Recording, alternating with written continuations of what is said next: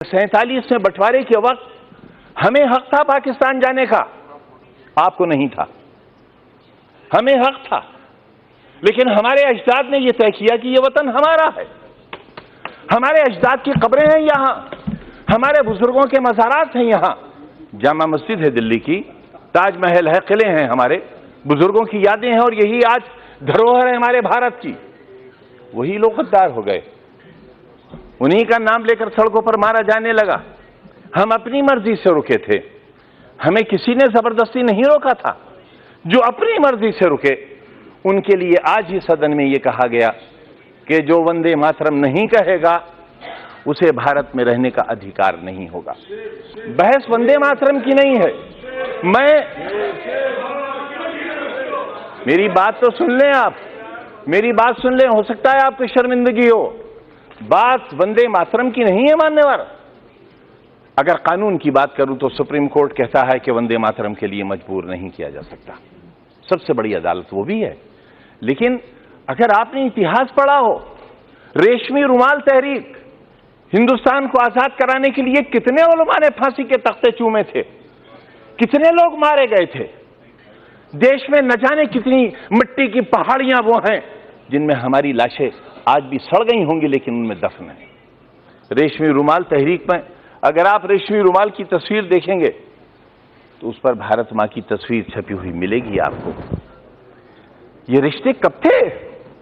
ये 1942 में जब हिंदू और मुसलमान ने एक बर्तन में खाना खाया था, तब अंग्रेज को लगा था कि वो अब हिंदुस्तान में राज नहीं कर सकेगा, और 1942 से ही उसने अपना बिस्तर बांधना शुरू कर दिया था, और 1947 में हिंदुस्तान आजाद हो गया था। हम आज भी एक ही मोहल्ले में रहते हैं, एक घर में बैठते हैं, हमें किसी को एक दूसरे से डर नहीं लगता। लेकिन जब हम चुनी हुई संस्थाओं में आते हैं, जब वोट जैसी चीज हमारा मुकद्दर बनने वाली होती है, तब इंसानियत के सारे रिश्ते हमारे टूट जाते हैं मान्यवर। इससे देश बहुत कमजोर हो रहा है, इससे हम बहुत कुछ खो रहे हैं। आप मुझे मजबूर तो नहीं करेंगे। मैं आपसे ये कब कह रहा हूं कलमा पढ़िए आप? मैंने आपसे कब कहा? मैंने आपसे कब कहा कि कुरान की आयतें पढ़ी जाएं? यहां ये लोकतंत्र का मंदिर है, ये संविधान का मंदिर है।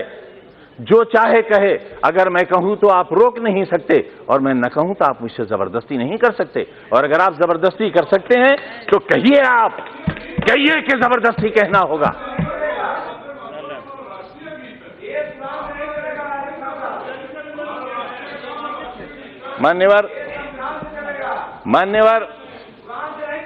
मान्यवर संविधान से चलेगा, यही तो हम भी चाहते हैं, यही हम चाहते हैं। अगर संविधान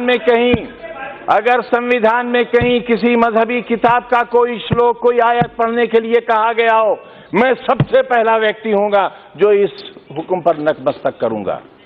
मानो संविधान को। मैं भी यही कह रहा हूं, हमें संविधान को मानना चाहिए, और जो लोग संविधान को नहीं मानेंगे वो देश के साथ अच्छा नहीं करेंगे, क्योंकि ये देश बहरहाल सबका है। पूरा जिस्म हाथों से बना हुआ नहीं है, पूरा जिस्म पैरों से बना हुआ नहीं है। शरीर का एक हिस्सा खत्म कर दिया जाए, इंसान इंसान नहीं रह जाएगा। हिंदुस्तान एक बेहतरीन इंसान है, इसे बेहतरीन इंसान बना रहने दिया जाना चाहिए। ये कहना चाहता हूं मान्य।